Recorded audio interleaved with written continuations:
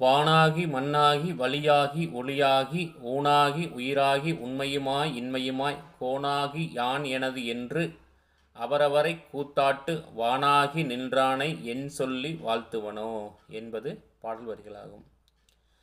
வானாகி மண்ணாகி வழியாகி ஒளியாகி ஊனாகி உயிராகி உண்மையுமாய் இன்மையுமாய் கோனாகி யான் எனது என்று அவரவரை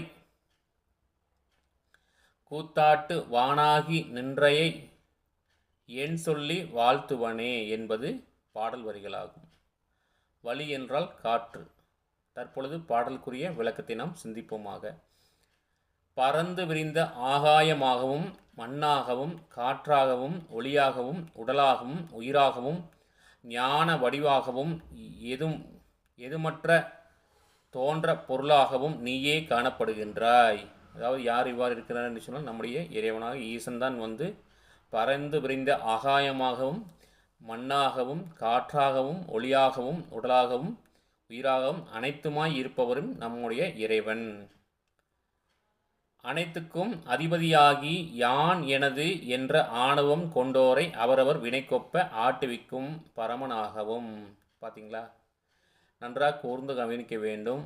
அனைத்துக்கும் அதிபதியாகி யான் எனது என்ற ஆணவம் கொண்டோரை, யான் எனது என்று ஆணவம் கொண்டோரை அவரவர் வினைக்கொப்ப ஆட்டுவிக்கும் பரமனாகவும் அமைந்துள்ள எல்லையற்ற பரம்பொருளாகி நிற்கும் உம்மை பணிந்து போற்றி செய்வதைத் தவிர உமது ஈடற்ற மகிமைகளை நான் என்னவென்று இயம்புவேன், நான் என்னவென்று சொல்லுவேன் என்று நம்முடைய மாணிக்க சுவாமிகள் அதாவது மனதார உருகி இவ்வாறெல்லாம் பாடுகிறார்.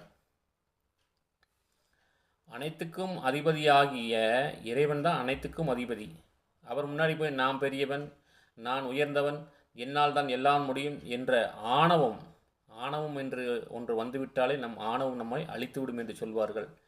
ஆணவம் கொண்டோரை அவரவர் வினைக்கேற்ப ஆட்டுவிக்கும் பரமனாகவும் அமைந்துள்ள எல்லையற்ற பரம்பொருளாகி நன்றாக கவனிக்க வேண்டும். எல்லை என்பதே கிடையாது. நம்முடைய இறைவனுக்கு எல்லை என்பதே கிடையாது. எல்லையற்ற பரம்பொருளாகி நிற்கும் உம்மை பணிந்து போற்றி செய்ததை தவிர உமது ஈடற்ற மகிமைகளை நான் என்னவென்று சொல்லுவேன் என்று சுவாமிகள் நமக்கு இந்த வரிகள் மூலமாக விளக்குகின்றார். அதைத்தான் வானாகி நின்றையை என் சொல்லி வாழ்த்துவனே, வானாகி நின்றையை என் சொல்லி வாழ்த்துவனே. வானாகி அதாவது பறந்து விரிந்து திரிந்திருக்கக்கூடிய இந்த இறைவனாகிய உம்மை நான் என் சொல்லி வாழ்த்துவேன் என்று சுவாமிகள் கூறுகின்றார்.